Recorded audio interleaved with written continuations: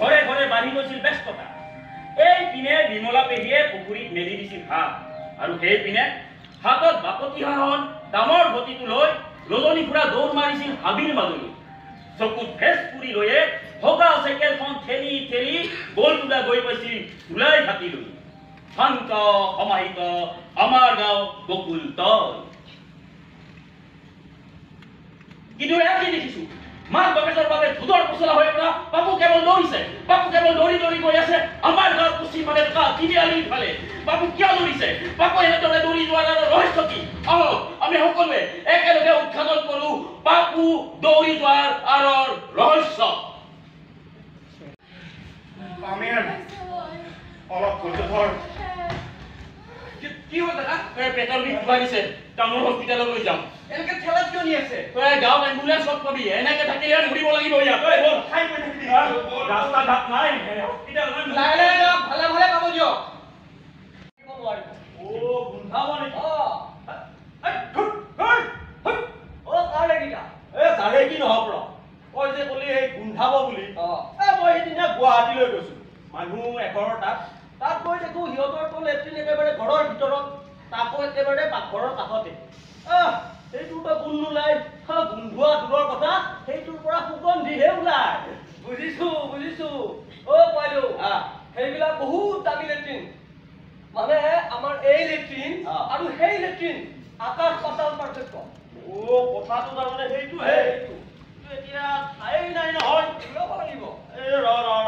এইখিনি ঠাই আছিল, মই ইয়াতে এটা হাঁহৰ গঁৰাল বনাম বুলি ভাবিছিলো। আচ্ছা, এতিয়াতো উপায় নাই। লেট্ৰিনটো নবনালে গুচি যাব। হ'ব দে, ইয়াতে কৰ। ঠিক আছে ঠিক আছে, আপুনি গ'ল।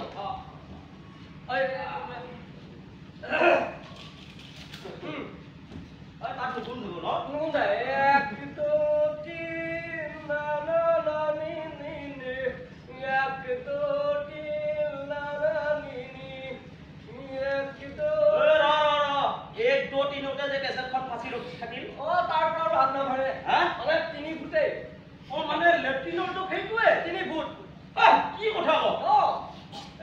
আপুনি বৰ ভুকি থাকে। অকল আপোনাৰ তাতে বনাব অহা নাই নহয়, গাঁৱৰ মানুহৰ ঘৰে ঘৰে বনাই বনাই আহি আছে। গাঁৱৰ কথাটো বেলেগ আৰু মোৰ কথাটো অলপ বেলেগ। মই মানুহজন অলপ বেলেগ। আৰু ই এই ভোটটো খোজাৰ টাইমত কিন্তু ঠিকেই। এতিয়া মোৰ নামত সেইটো লেট্ৰিন দিছ। একদম 3 ফুটে দিছো। ঠিকেইতো আছে। ই ঠিকেই আছে।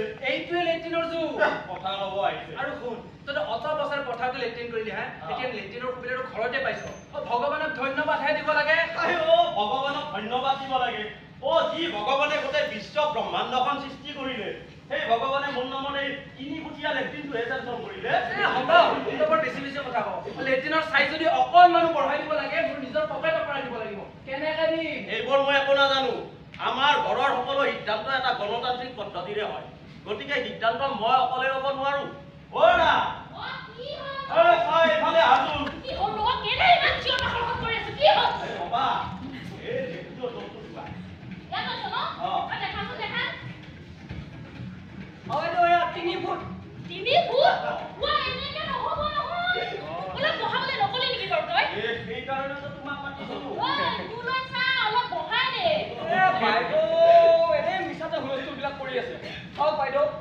আপুনি আহিব লাগে, কাম খেলা কৰিব লাগে আৰু গুচি যাব লাগে। বাস আপুনি কি ইয়াতে ৰিলছ বনাব নেকি?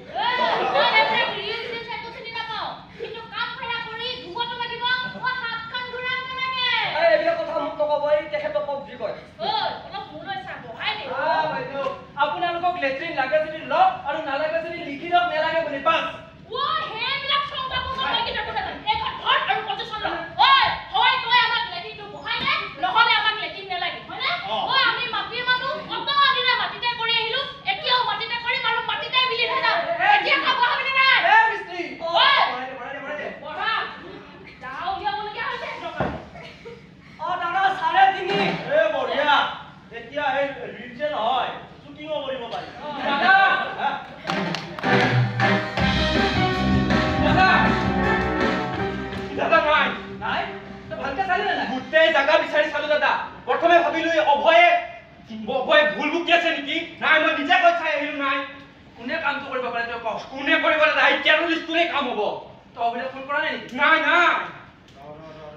এইয়া চা ইহঁতৰ ঘৰত আকৌ নেটৱৰ্কটো নাই নহয় এইবিলাক বস্তু ইয়াত নাপায় তোৰ যদি ভোডাফোন হয় তেতিয়া এই বাহৰ তলত পাবি হয় নেকি আৰু যদি সেই কিবা এয়াৰটেল নেকি সেইটো হয় এই মুৰ্গীৰ গঁৰালৰ কাষত পাবি মোৰ জিঅ' সেইটো ইয়াত নহ'ব ধেৎ তেৰি কি কৰিব দাদা এতিয়া কওকচোন তাকেইতো এই আমি থানা যোৱা ভাল হ'ব নেকি বলক বলক এই থানা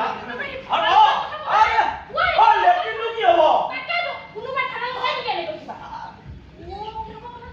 এই মিষ্টি তই কলৈ যা কিবা বোলেচোন নাই তাকেতো কি নাই মোৰ বোধেৰে লেট্ৰিন বনাবলৈ অনা শিল বালি ইটা এইবোৰ মন্দিৰৰ সন্মুখত থৈ দিছিল নহয় সেইবোৰ চাগে তাৰ পৰা নাই নাই মানে তই এইবিলাক জোকমাক কৰিলে গাতটো যে খালি এইটো কি হ'ব হা একো নহয় এটা কাম কৰিব এই ৰূপৈহাটৰ বজাৰত যাব ৰূপৈহাটৰ তাত গৈ এটা কাম কৰিব থাইলেণ্ড মাগুৰৰ পোনা কেইটামান আনিব গাটো জীয়াই দিব খাদ্য ধুনীয়াকৈ দিব যেতিয়া 1 কিলো মান এনেকুৱা হ'ব বজাৰত আকৌ লৈ যাব লৈ গৈ বিক্ৰী কৰিব বিক্ৰী কৰি পোৱা পইচাৰে ধুনীয়া চাই লেট্ৰিন এটা বনাব বঢ়িয়া হ'ব